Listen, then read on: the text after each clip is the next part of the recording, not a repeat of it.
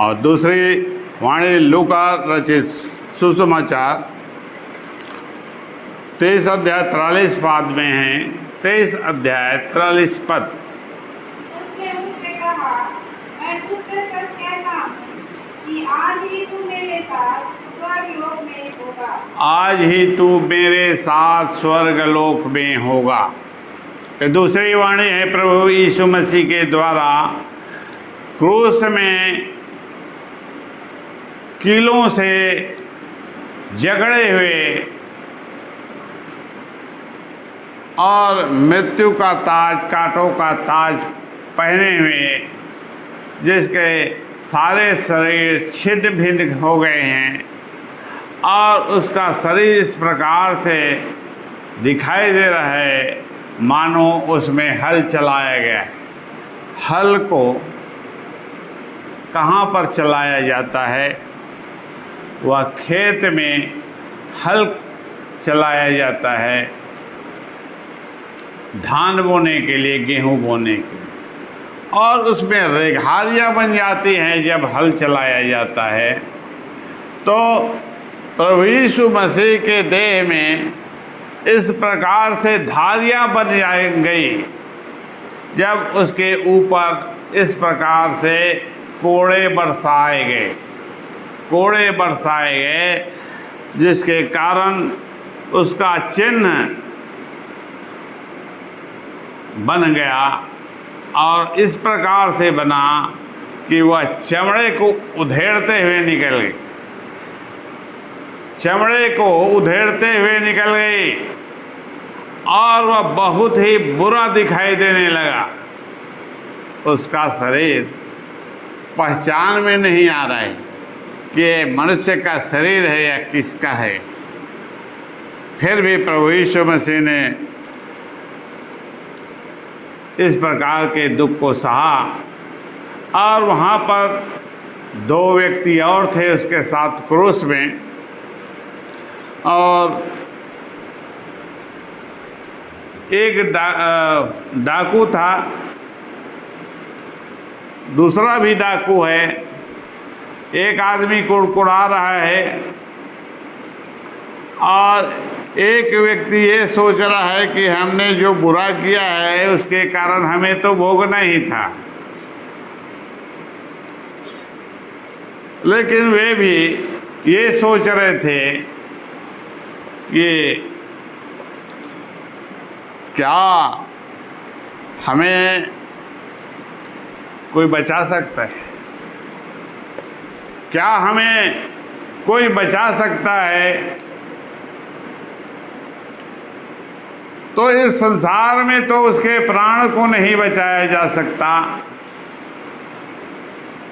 क्योंकि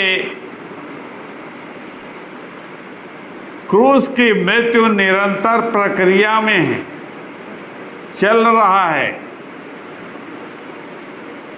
जैसे लोग कहते हैं फांसी में तो लटका दिया, उसे उतारा नहीं जा सकता। फांसी में फांसी की सजा तो हो गई, उसे लटका दिया। अब जब तक उसे नीचे नहीं उतारा जाएगा, जब तक कि उसका प्राण न निकले,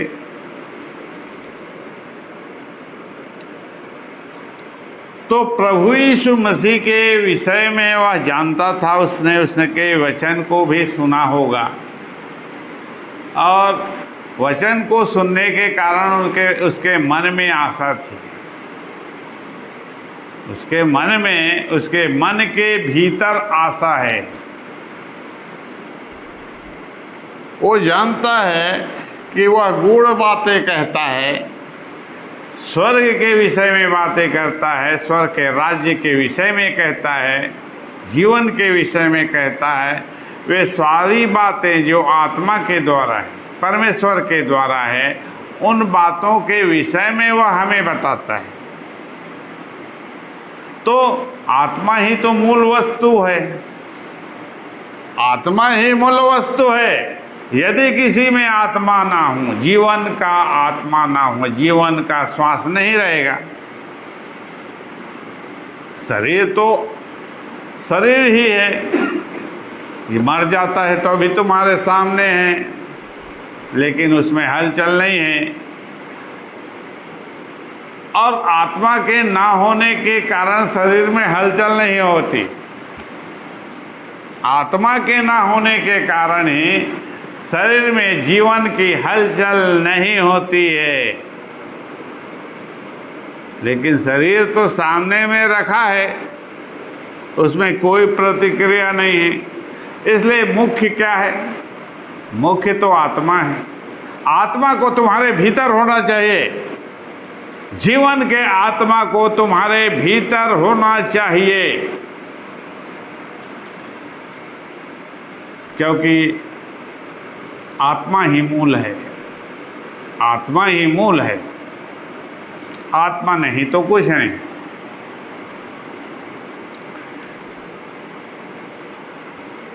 तो वह डाकू ये आशा करता है कि उसे बचा लिया जाए, और वह चाहता है कि मेरी सहायता हो।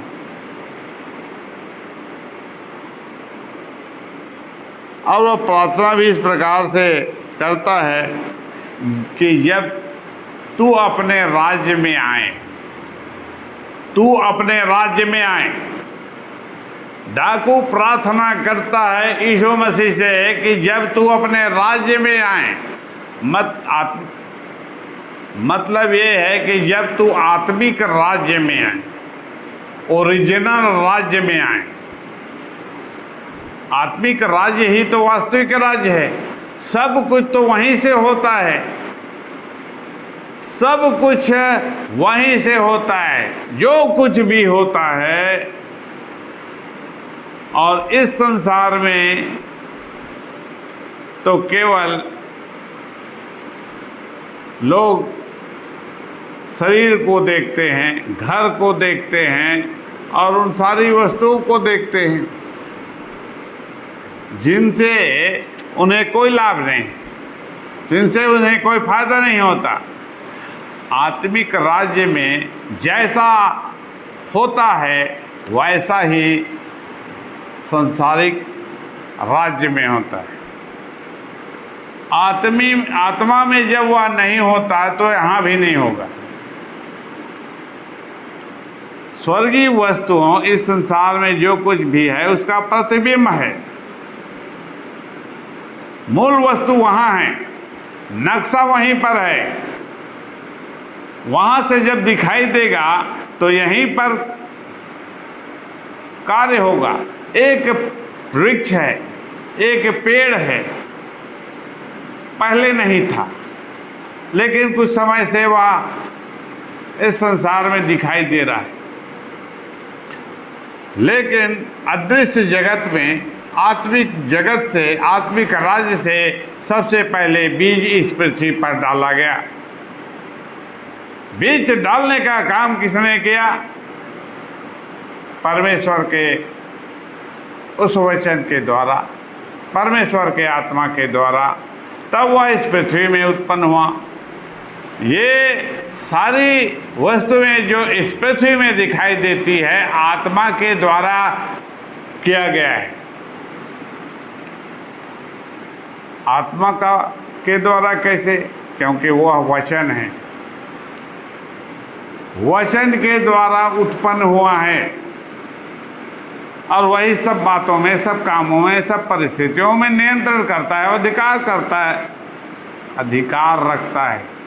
जो कुछ भी है, जो आत्मा में, आत्मिक जगत में है, वह सब कुछ नियंत्रण करता है। यदि मैं चाहूं कि इस स्टैंड को यहाँ से हटा दूं, तो यहाँ पर मैं हटा सकता हूँ। लेकिन यहाँ पर जो स्टैंड रखा है, कोई आत्माएं इसको उठाकर नहीं हटा सकेगी। वैसे ही आत्मिक जगत में जो कार्य है, जो अधिकार है, जो अधिकार है आत्मा का, किसी भी बात पर, किसी भी वस्तु पर, किसी भी वचन पर, किसी भी आत्मा पर नियंत्रण करने का और उसे पावर देने का वह आत्मा ही करेगा, मनुष्य नहीं कर सकता। क्योंकि मनुष्य के पास ऐसी कोई शक्ति नहीं है, लेकिन आत्मा में जो शक्ति है वह अनंत होता है। आत्मा की जो शक्ति है वह अनंत होती है, बेपरिमाण होती है। वह सामर्थ्य का असीमित स्रोत है, असीमित धन है। तो प्रभु यीशु मसीह ने उस डाकू से क्या कहा कि आज ही तू मेरे साथ स्वर्ग लोक में होगा, आज ही तू मेरे साथ स्वर्ग लोक में होगा। इस प्रकार प्रभु यीशु मसीह ने उस डाकू को ढाढ़स दिया, उसके मन में सांत्वना दी, उसके विचारों में जो रह रह कर बात गूंजती थी कि मेरा क्या होगा, आगे क्या होगा, क्या मैं नाश हो जाऊंगा, क्या मैं अधोलोक में पहुंच जाऊंगा। मेरे लिए कोई तो होना चाहिए उपाय। परमेश्वर के पास कोई ना कोई उपाय होना चाहिए, और उपाय परमेश्वर के पास कैसे नहीं रहेगा। परमेश्वर वो इसीलिए है कि उपाय उसके पास है, हर बात का उपाय है, और कोई भी काम उसके लिए कठिन नहीं है। और तत्काल उपाय प्रभु यीशु मसीह ने कर दिया, तत्काल उपाय कर दिया। वह मरने के बाद नीचे जाने वाला था, उसे उसने रोक दिया। उस आत्मा को उसने रोक दिया नीचे जाने से। उसके पहले, मरने से पहले उसे सुसमाचार सुना दिया, और उसने, उसके पास जो अधिकार था वह बलिदान का लहू उसके साथ था, उसके शरीर में। कीमत उसके पास है, उस कीमत से उसने उसे छू दिया। उस लहू के स्पर्श होते ही वह पापी पवित्र हो गया। क्यों हो गया? व्यवस्था में नियम है, जो भी वस्तु उससे छू जाए, उस देह से छू जाए, वह पवित्र हो जाएगा। प्रभु यीशु मसीह के वचन से, प्रभु यीशु मसीह की प्रतिज्ञा से, प्रभु यीशु मसीह के लहू से जो भी स्पर्श में आ जाएगा, उसके सारे दोष खत्म हो जाएंगे और वह पवित्र हो जाएगा, पवित्र हो जाएगा। केवल छूते ही, कोई कुछ नहीं करने वाला है, कुछ भी नहीं करना पड़ेगा। वैसे ही तो लोग पवित्र होते हैं, वैसे ही तो लोग पवित्र होते हैं। जैसे ये डाकू हुआ, क्या किया उसके लिए? क्या कुछ विशेष कार्यवाही की?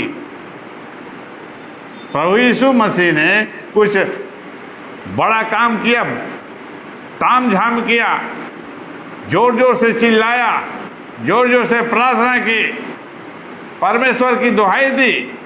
क्या किया उसने? कुछ नहीं किया।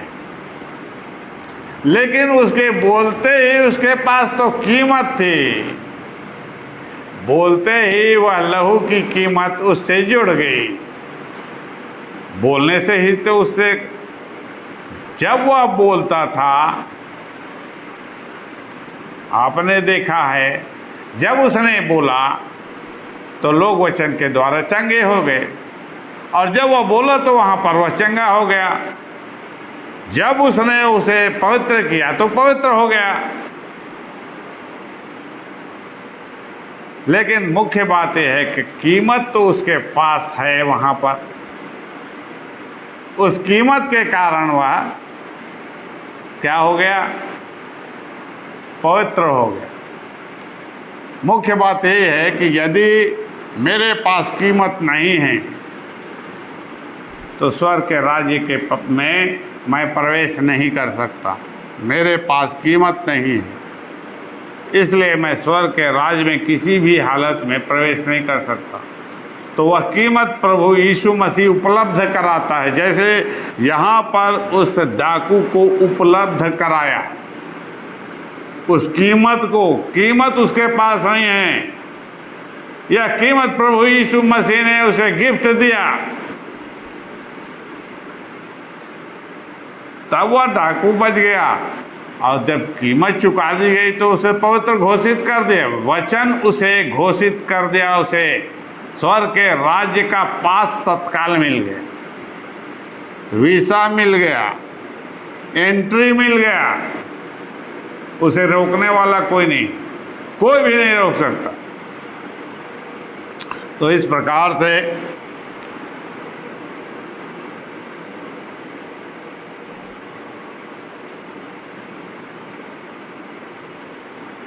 दूसरी वाणी यहीं तक है